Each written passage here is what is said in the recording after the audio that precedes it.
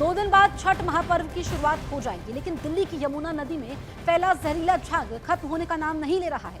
यमुना नदी में फैले जहरीले झाग को खत्म करने के लिए लगातार डिफॉर्मर का छिड़काव किया जा रहा है, लेकिन इसमें भी झाग खत्म होने का नाम नहीं ले रहा है।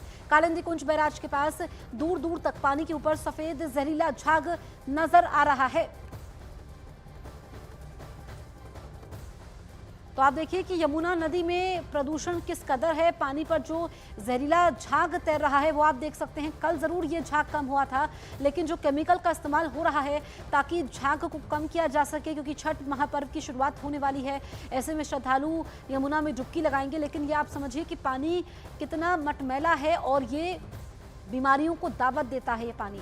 लेकिन इस पर सियासत तो हो रही है, पर बड़ी बात यह है कि जो केमिकल का इस्तेमाल हुआ उसके बावजूद पानी में झाग कम नहीं हो रहा है। ये तस्वीरें आप देखिए तो एयर पोल्यूशन तो है ही, वाटर पोल्यूशन भी किस कदर है, इन तस्वीरों को देख करके समझा जा सकता है।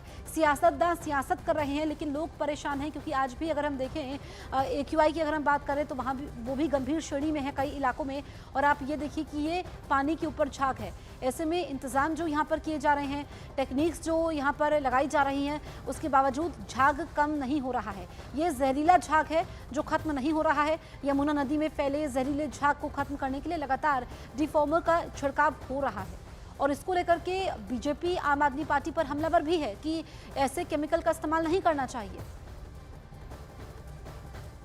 यमुना में लगातार पिछले कई दिनों से जहरीले झाग नजर आ रहे हैं। इन जहरीले झागों को खत्म करने के लिए किस तरह से डिफॉर्मर का छिड़काव किया जा रहा है, उसकी तस्वीर हम आपको दिखाते हैं। हमारी मौजूदगी इस वक्त कालिंदी कुंज पर है, जहां आप देखेंगे जहरीले झाग की सफेद चादर आपको नजर आएगी, और यहां पर डिफॉर्मर यानी इस झाग को खत्म करने के लिए एक रसायन यानी केमिकल का छिड़काव यहां पर किया जा रहा है। आप एक बार तस्वीर देख लीजिए किस तरह से ये जो छिड़काव है, जो झाग है उनको किस तरह से खत्म करता है, ये तस्वीर आपको दिखाएंगे। देखिए कालिंदी कुंज के आसपास जो झाग नजर आ रहे हैं, इनको खत्म करने के लिए जो केमिकल है, यहाँ एक नहीं बल्कि कई कई लोग आपको यहाँ पर नजर आएंगे जो ये छिड़काव कर रहे हैं।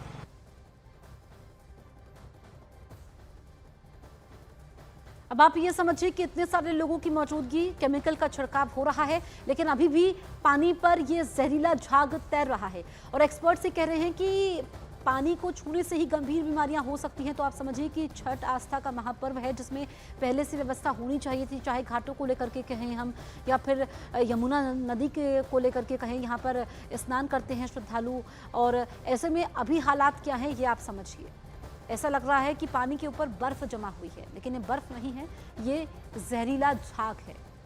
ये किस तरीके से कम नहीं हो रहा है, क्योंकि केमिकल तो यहाँ पर छिड़काव हो रहा है। कल कुछ कम देखा गया था, झाग कम हुआ था, लेकिन पूरी तरीके से खत्म नहीं हुआ था। आज फिर से ये जहरीला झाग यमुना नदी में नजर आ रहा है, जिसको लेकर के बीजेपी लगातार आम आदमी पार्टी पर हमलावर है कि ऐसे इंतजाम आम आदमी पार्टी कर रही है जो लोगों की जान के साथ खिलवाड़ होगा।